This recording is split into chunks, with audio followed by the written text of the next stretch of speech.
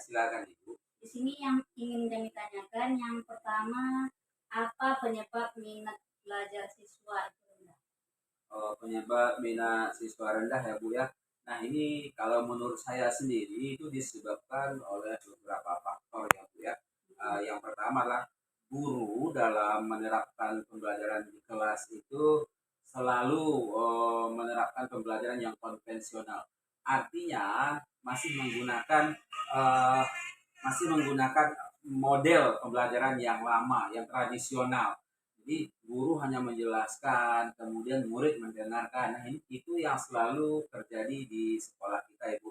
Nah, selain dari faktor yang tadi ada juga faktor lain yaitu guru kurang inovatif dalam menerapkan model pembelajaran. Nah, sementara Maksudnya Pak, ya inovatif itu ya model pembelajaran yang kita ketahui itu kan sangat banyak, Ibu. Nah, itu merupakan model pembelajaran yang inovatif seperti ada NHT, ada Jigsaw, kemudian ada TPS dan lain sebagainya. Nah, itu guru tidak pernah menerapkan atau sangat jarang sekali menerapkan model pembelajaran yang demikian. Nah, selain faktor tersebut, faktor-faktor yang saya sebutkan tadi ada juga media yang digunakan dalam pembelajaran itu tidak bervariasi. Ya, bahkan terkadang guru itu justru tidak menggunakan media sama sekali. Jadi hanya menggunakan metode sama, kemudian membuat penugasan, kemudian menilainya, dan selesai. Banyak begitu. Kemudian konten ya, apalagi sekarang kan sudah digalakkan pembelajaran yang berdiferensiasi.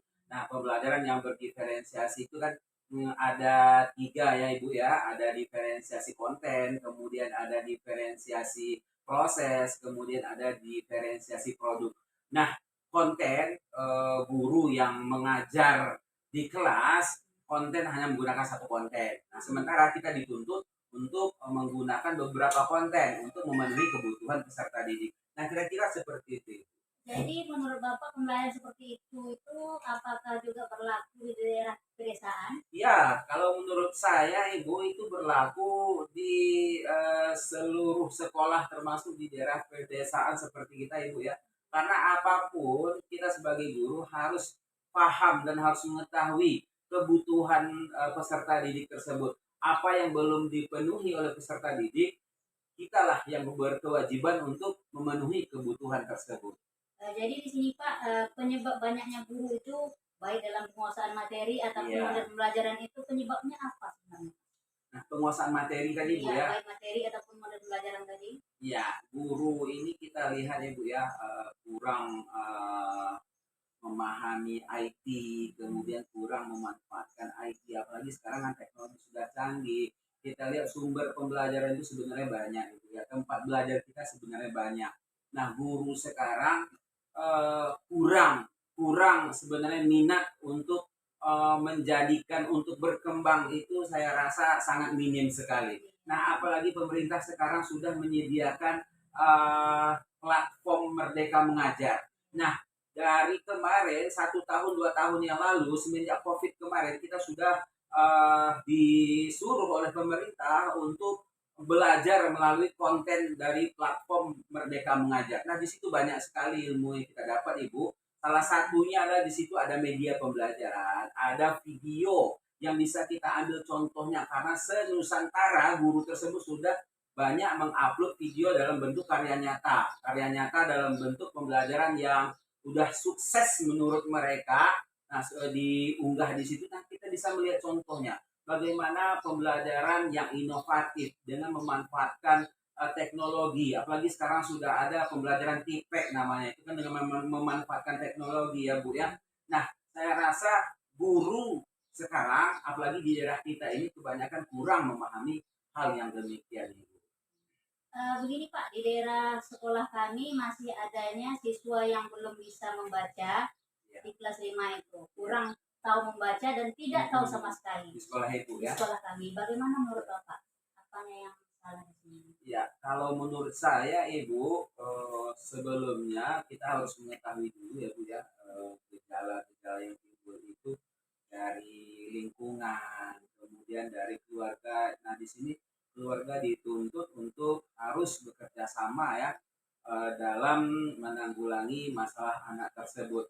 Nah, bisa jadi kemarin itu saya rasa ya sama kejadian dengan di sekolah kita ya Bu ya, karena efek atau faktor dari COVID kemarin, jadi mau tidak mau anak dinaikkan begitu ya. Nah, alhasil sampai kelas 4 dan kelas 5 akibat COVID kita paksa naik kemarin kan kita banyak kemarin siswa ya yang tidak bisa pandai membaca. Nah, tiba-tiba dikasih tugas karena COVID. Nah, langsung kita naikkan. Alhasil sampai di kelas 5 sampai sekarang bisa membaca tapi tidak lancar. Itu maksudnya Bu ya. Nah, seperti itu.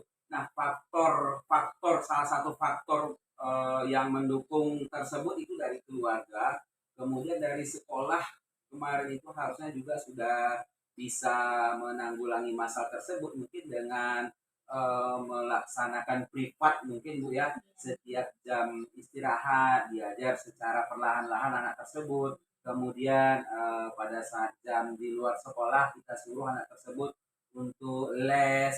Mungkin sebenarnya seperti itu bisa menjadikan anak tersebut bisa pandai membaca lagi, seperti itu kalau menurut saya itu ya. Jadi begini Pak, satu lagi masalahnya dalam pelajaran matematika. Kenapa sulit sekali anak itu untuk memahami perkalian apalagi pembagian? Oh begitu ya Bu ya. Iya. Itu kelas berapa kira-kira? Pokoknya kelas tinggi lah, kelas 4, kelas 5 terutama di kelas 5. Oh iya. Nah, sebenarnya kalau menurut saya, kalau siswa yang tidak pandai perkalian dan pembagian itu, pertama itu tergantung dari minat anak, ya Bu ya.